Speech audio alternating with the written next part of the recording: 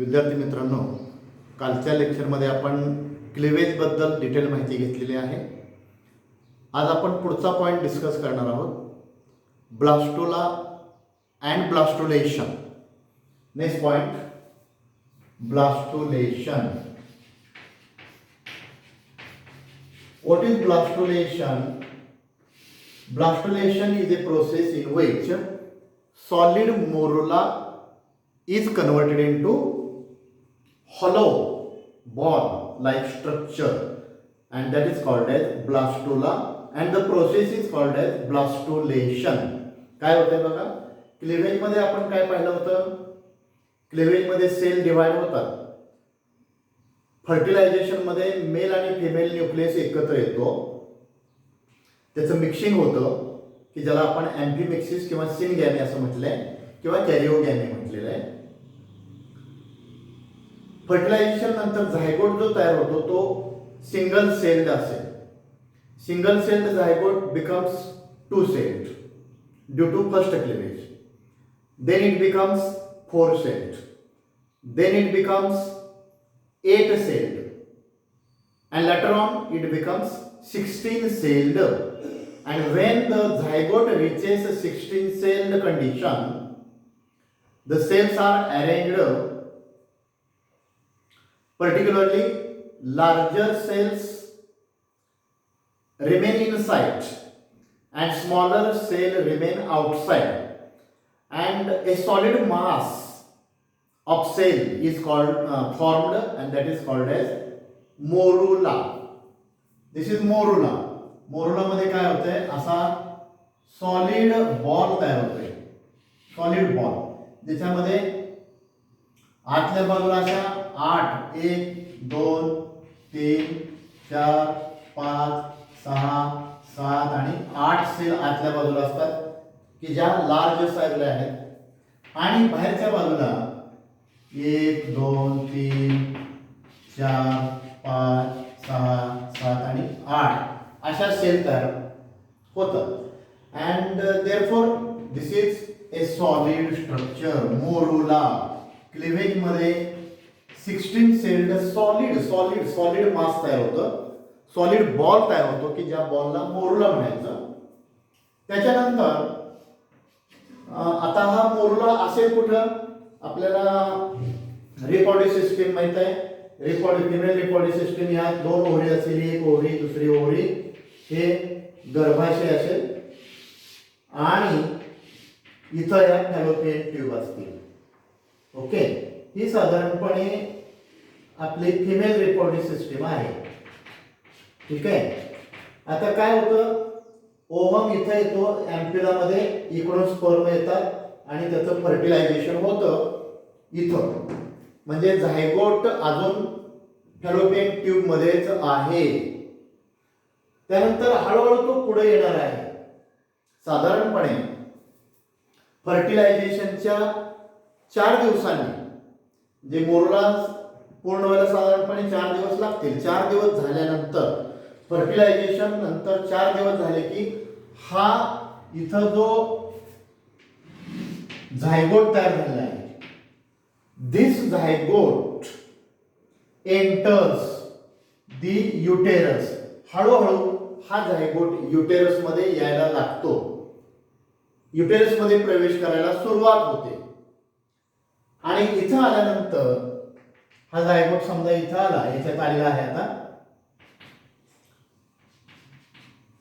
हा झायगोट इथं आल्यानंतर it floats in the uterine fluid or uterine milk for 2 to 3 days, and the process is completed after 2 to 3 days of cleavage formation or morula formation.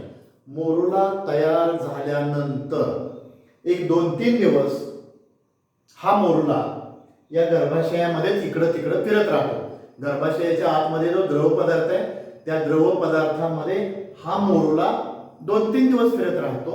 आणि साधारणपणे morula तयार झाल्यानंतर 3ऱ्या दिवशी इथं याच्यामध्ये आणखीन बदल होतात, किंवा फर्टिलायझेशनच्या नंतर 7 दिवसांनी, मोरुला नंतर 3 दिवसांनी म्हणा, किंवा फर्टिलायझेशन नंतर 7 दिवसांनी म्हणा.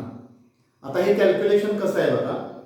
फर्टिलायझेशन झाल्यानंतर 4 दिवस मोरूला पूर्ण व्हायला लागतात आणि त्याच्यानंतर 3 दिवस ब्लास्टोलेशन पूर्ण व्हायला लागतात. म्हणजे ब्लास्टोलेशन ही प्रक्रिया साधारणतः फर्टिलायझेशनच्या 7 दिवसांनी पूर्ण होते किंवा मोरूला नंतर 3 दिवस लागते. दोन्हीचा अर्थ एकच आहे.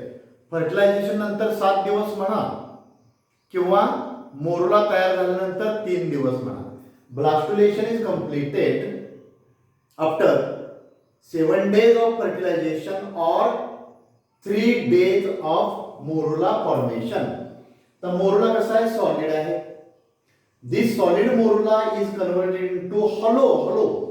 हॉलो म्हणजे काय, पोकळ. आणि सॉलिड म्हणजे काय, भरीव. हा गोल कसा आहे बघा, आता भरीव आहे. पण ॲज द डेव्हलपमेंट प्रोसीड्स, इथं या गर्भाशयामध्ये आल्यानंतर हा मोरूला आता गर्भाशयात आलेला आहे. गर्भाशयात आल्यानंतर आल्याबरोबरच याच्यामध्ये थोडं गर्भाशयातलं पाणी जायला सुरुवात होते. त्याला आपण युटेराइन मिल्क म्हणतो. वेन झायगोट और morula enters the uterus, the uterine milk is absorbed by the outer cells. याच्या बाहेरच्या बाजूला ज्या ट्रोपोब्लास्टिक सेल्स आहेत, पुढे जाऊन त्याचा लेअर होणार आहे पूर्ण, त्याला ट्रोपोब्लास्ट म्हणायचं आहे. तर या बाहेरच्या जे सेल असतात ना मोठ्या आकाराच्या, या पेशी काय करतात, या गर्भाशयातलं पाणी ऍब्सॉर्ब करतात and therefore it increases in size. म्हणून हा जो बॉल आहे तो हळूहळू वाढत जातो. आता हा बॉल मोठा झाला बघा. कशामुळे झाला, कारण याच्यामध्ये इथलं पाणी आत गेलेलं आहे.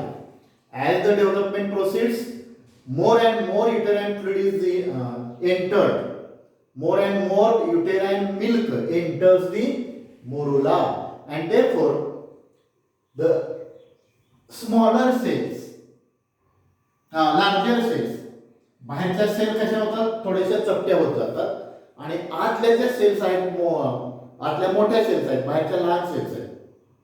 या पाण्याचा दाब, गर्भाशयातलं जे द्रव आहे, गर्भजल म्हटलं जातं, हे गर्भजल या बाहेरच्या पेशीवरती दाब निर्माण करतात and therefore the outer cells become flat and form trophoblastic layer or trophoblast. While the inner cells, आता या गर्भाशयात पाणी गेलं की या बाहेरच्या सेल थोड्याशा फ्लॅट होतील बघा. आता या बाहेर 8 सेल आहेत, 1 2 3 4 5 6 7 आणि 8 अशा या बाहेरच्या सेल फ्लॅट होतात and they form trophoblast layer, complete layer तयार होतो. मोरूलामध्ये ट्रोफोब्लास्टला सुरुवात झाल्यासारखं वाटतंय, पूर्ण ट्रोफोब्लास्ट तयार झालेला नसतो मोरूलामध्ये. परंतु ब्लास्टोलेशन मध्ये काय होतंय, या बाहेरच्या सेलवरती गर्भजलाचा दाब पडतो, युटेराइन मिल्क एंटर होत असताना त्याच्यावरती प्रेशर पडतं and therefore the outer cells become flat and form a complete layer which is called as trophoblast. Simultaneously त्याच वेळेला काय होतं, याच्या आत काय सेल राहिले ना, आता आतल्या मोठ्या आकाराच्या ज्या सेल्स आहेत, these cells are pushed and they are get attached to one side.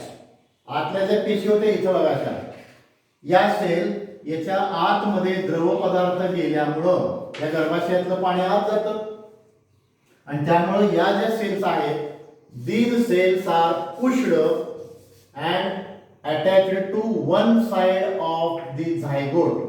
आता राहिलेल्या 8 सेल, 1 2 3 4 5 6 7 आणि 8 अशा ज्या लार्ज साईजच्या सेल होत्या, की ज्या सेल पासून किंवा ज्या सेलला आपण इनर सेल मास म्हणायचं आहे, inner cell mass. Okay, inner cell mass कसं तयार झालं बघा.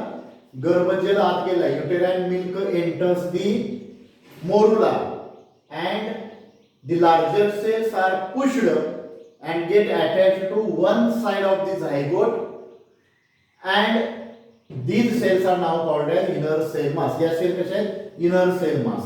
म्हणजे आता काय ड्यू टू दिस अटॅचमेंट ही अटॅचमेंट झाल्यानंतर किंवा due to pushing of the cells गर्भजल आत गेल्यामुळे त्याच्या प्रेशरनं पेशी एका बाजूला गेल्या and therefore automatically a large cavity is produced inside the zygote and this cavity is called as blastocele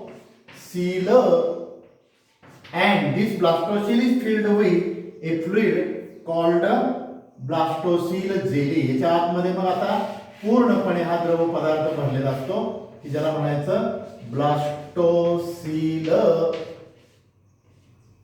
jelly. And the entire structure is called as blastula. During blastulation, a polarity is formed. तर इथे दोन pole तयार होतील किंवा दोन बाजू तयार होतील. एक अशी बाजू की ज्या बाजूला इनर सेल मास तयार झालेला आहे किंवा या पेशी चिकटलेल्या आहेत त्याला म्हणायचं एम्ब्रिओनिल एंड. एम्ब्रिओनल वरची बाजू काय होईल मग आता एम्ब्रिओनल एंड होईल आणि दुसरी इकडची ab embryonal end. ab embryonal end अशा पद्धतीने याच्यामध्ये पोलॅरिटी तयार होईल. एका बाजूला इनर सेल मास अटॅच झालेला आहे की ज्याला म्हणायचं एम्ब्रिओनल एंड आणि त्याच्या विरुद्ध बाजूला जे आहे खालच्या बाजूला त्याला म्हणायचं ab embryonal end. थोडक्यात इथं काय झालेलं आहे सॉलिड मोरुला एकदम शॉर्ट मध्ये सांगतो आता बघा. Solid morula becomes hollow. ज्या प्रोसेसमध्ये जो सॉलिड मास ऑफ बॉल आहे that solid mass of ball that solid ball is converted into hollow ball. Ball आता पोकळ झाला. पहिला भरीव होता आता पोकळ झाला.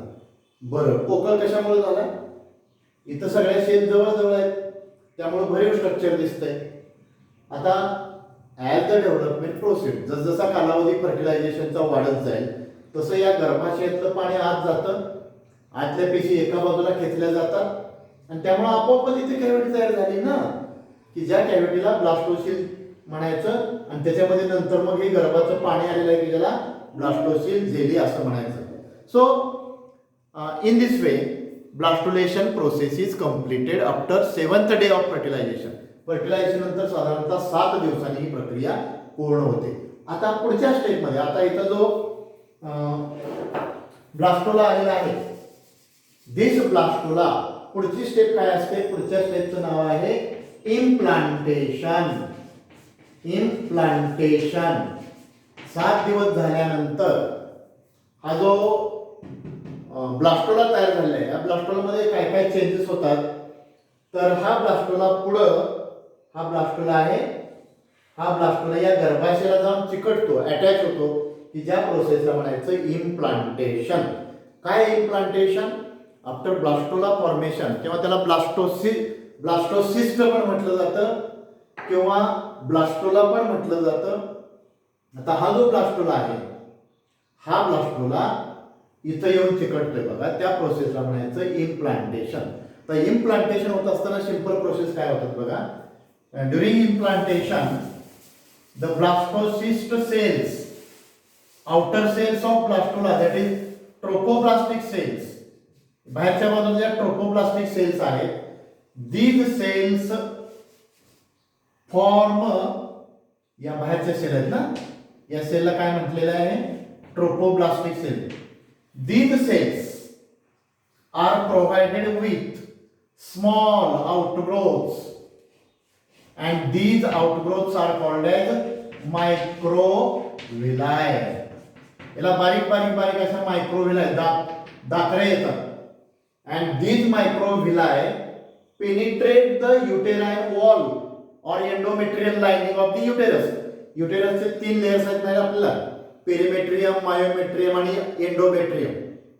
एंडोमेट्रियम हा गर्भाशयाचा आतला थर आहे. The innermost lining of uterus is called endometrium. मग या एंडोमेट्रियम मध्ये या सेल इन्सर्ट होतात, पेनिट्रेट होतात, आत जाऊन घुसतात. जसं आपल्याला माहिती आहे, आपण एखादं प्लांट आणलं, रोप आणलं, आपण काय करतो, पहिल्यांदा खड्डा घेतो आणि त्या खड्ड्यामध्ये माती भरतो आणि मग पुन्हा ते रोप त्यात लावतो, थोडंसं पाणी वगैरे त्याला घालतो. मग ती खालची मुळं मातीमध्ये प्रवेशित होतात, मग ते रोपटं वाढायला लागतं. सेम तसं आहे बघा, हा एम्ब्रिओ, त्याला इथं मुळ्या फुटलेल्या आहेत. ऍक्च्युली मुळ्या नाही, चुकीचा शब्द होईल तो. याला मायक्रोव्हिलाय तयार झालेले आहेत आणि या मायक्रोव्हिलाय याच्या आतमध्ये पेनिट्रेट होतात. जसं मी तुम्हाला सांगितलं, प्लांटच्या रोपट्याच्या मुळांचा मातीमध्ये प्रवेश होणं, त्याला आपण प्लांटेशन म्हणतोय. म्हणजे ते जगतन पुन्हा वाढायला लागतं. सेम तसं आहे, हा गर्भ किंवा हा झायगोट याच्या आतमध्ये पेनिट्रेट होतो, विच लीड्स इनटू ब्लिडिंग. काय वेळेला मग त्याच्यामुळे काय होतं, आत प्रवेश झाल्यामुळं, या दात्र्या आत घुसल्यामुळं काही प्रमाणात रक्तस्राव होतो.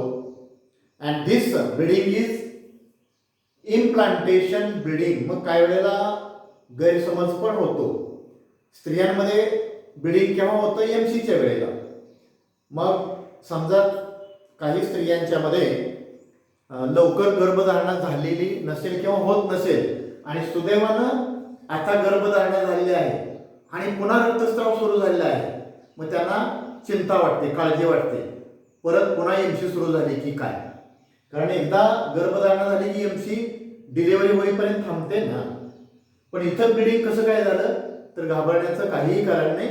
काय होतं की हा गर्भ आत जाऊन गर्भाशयाला चिकटतो, त्याच वेळेला, अर्थात प्रत्येक वेळेला होईल असं नाही, पण किंचित रक्त येतं बाहेर आणि ते वजनामार्फत बाहेर पण येऊ शकतं, की जे इम्प्लांटेशनचं ब्लिडिंग आहे, गर्भरोपण झालेलं आहे. आणि मग आता हा गर्भ हळूहळू गर्भाशयामध्ये वाढत जाणार आहे, त्याची पुढची स्टेप होणार आहे. तर अशा पद्धतीने आपण ब्लास्टोलेशन आणि इम्प्लांटेशन बद्दल थोडक्यात माहिती घेतलेली आहे. पुढच्या वेळेला आपण पुन्हा इम्प्लांटेशन आणखी मी तुम्हाला आणखी डिटेल सांगतो आणि पुढचा पार्ट जो आहे तो गॅस्ट्रोलेशन आणि मग त्याच्यानंतर फेट ऑफ जर्मलेयर्स वगैरे वगैरे पुढचे पार्ट आपण बघूया. इथं काय होते बघा, आता हे पुढे झालं की गर्भाचं आणि या गर्भाचं आणि गर्भाशयाचं कनेक्शन होतं. मग त्याचा प्लासेंटा तयार होतो, नाळ तयार होते आणि मग या प्लासेंटा मार्फत आईकडून त्या मुलाला न्यूट्रिशन प्रोव्हाइड केलं जातं आणि तो एम्ब्रिओ वाढत वाढत जातो. तो 9 महिने या गर्भाशयामध्ये राहतो आणि नंतर तो डिलिव्हर होतो. ती प्रोसेस पुढे आहे, ते आपण नंतर बघूया. आज काय पाहिले आपण, ब्लास्टुलेशन. ब्लास्टुलेशन म्हणजे काय, solid morula converted into hollow ball and that is called as blastula. Okay, तो आपण इथपर्यंत चर्चा केलेली आहे. पुढच्या लेक्चरमध्ये आपण गॅस्ट्रोलेशनची माहिती घेणार आहोत. तो थांबूया. ओके.